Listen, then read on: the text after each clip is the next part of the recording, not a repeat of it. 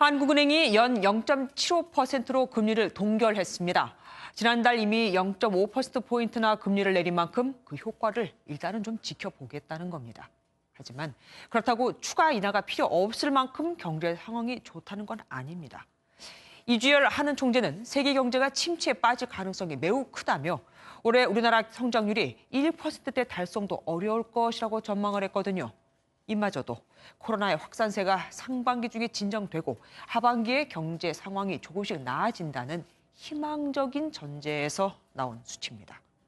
한국경제연구원은 앞서 우리나라 경제 성장률이 올해 마이너스 2.3%, IMF 외환 위기 이후 첫 역성장을 기록할 것으로 예측하기도 했습니다.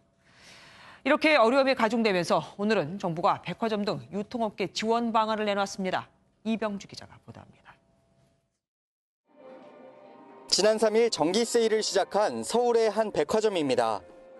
매장 곳곳이 한산하고 할인 품목만 모아 판매하는 행사장도 손님이 뜸합니다. 세일한다고 그래서 잠깐 나와봤어요. 코로나 때문에 좀 사람들이 좀 다니질 않으니까 쇼핑도 오는 것도 좀 꺼리는 것 같아요. 코로나19 여파로 지난달 매출이 전년 대비 34% 줄어든 이 백화점은 세일 기간 역시 매출이 15% 이상 감소했습니다.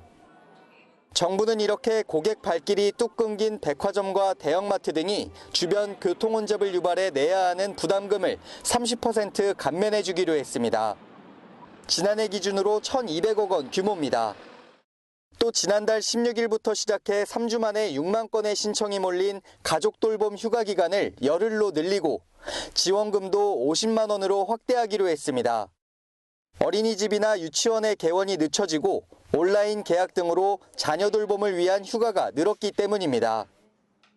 수혜 대상이 현재 9만 가구에서 3만 가구가 늘어난 총 12만 가구가 될 것으로 예상되며 추가 소액은 다음 주 전액 예비비 지원 예정입니다. 또 항공기 급유업체 등 항공 지원업체들이 공항공사에 내야 하는 사용료를 3개월간 전액 면제하고 스포츠 산업 분야에 대해서는 300억 원의 추가 융자를 지원하기로 했습니다. MBN 뉴스 이병주입니다.